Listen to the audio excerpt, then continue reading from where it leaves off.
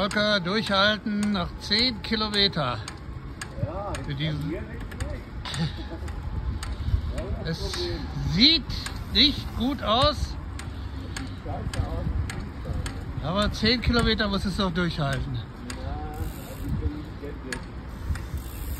Sobald die nächste Speiche kommt, dann war's das.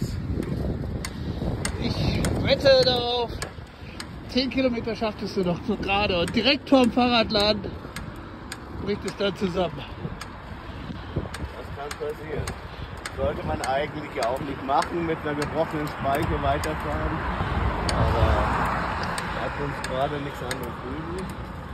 Wir sind hier auch von der Route abgewichen, weil wir eben einen gut bestückten Fahrrad haben.